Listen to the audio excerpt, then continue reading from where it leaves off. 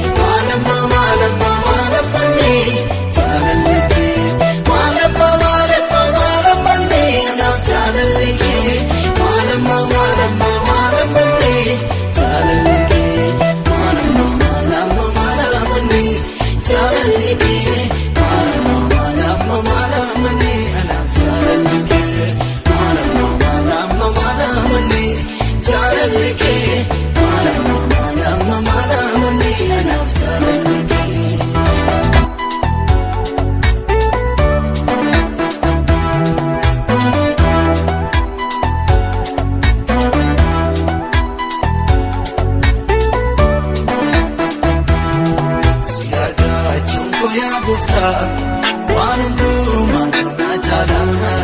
si keessa jireenya kee si eenyuutu si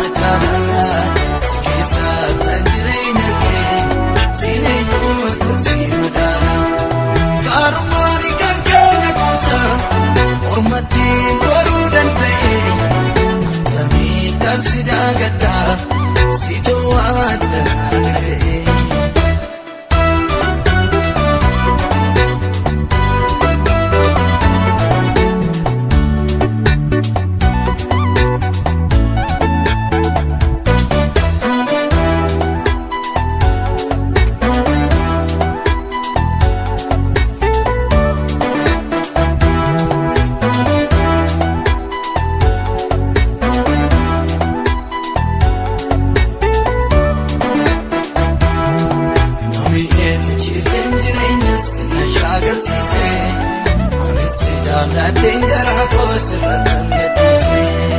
ammas ammas dhimmeessi yaadaasi maalooleen bulu gargaara koo maraara keenaa fuudhakee wallaalu naamiyee fachiiftee jireenya sinna shaakalchiise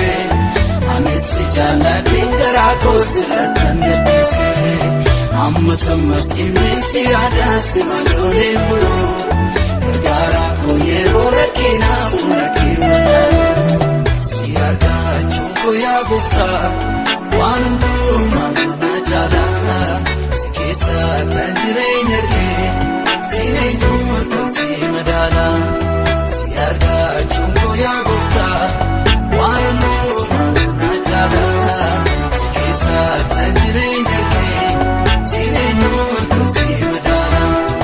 gaarummaani kan keenya goofta ormatti goruu danda'e akkamiin si daagadda sitoo adda naanna'e.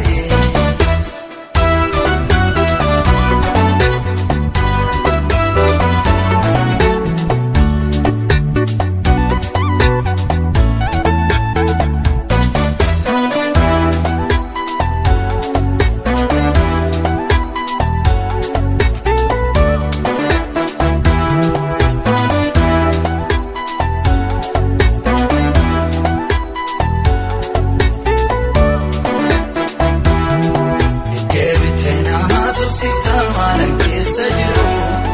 gaddaaf dhibbeenaa koo hirmaataa misa jirma koo ofii kootiin oolii murtii yaadni koona jeeku argeeraasi maalee jireenyi dhiibame achisiku deddeebiteenaa siftaa maalan keessa jiru gaddaaf dhibbeenaa koo hirmaataa misa jirma koo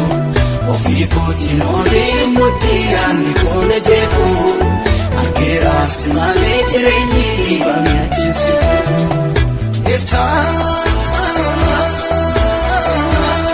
sakaan dhufe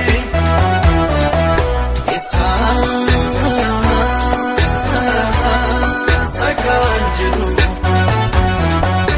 anaaf situ beeka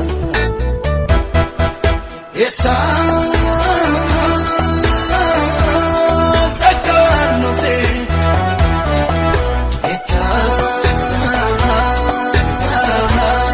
sakaan jiru anaaf situ beeka akka raamiitiin gooftaa koo nan beekam iddootii na kaaftee siiniif argadhee sinaanuun miilli koo kun sinaa gamuutee mallabbee maatii fi taddaa kennaa gatii jabeessan qabu amman beekuun si hojjedha kan kee kanaan hin goolabu akka raamiitiin gooftaa koo nan beekam iddootii na kaaftee siiniif argadhee sinaanuun miilli koo kun sinaa gamuutee mallabbee maatii fi taddaa kennaa gatii jabeessan qabu amman beekuun si hojjedha kan kee kanaan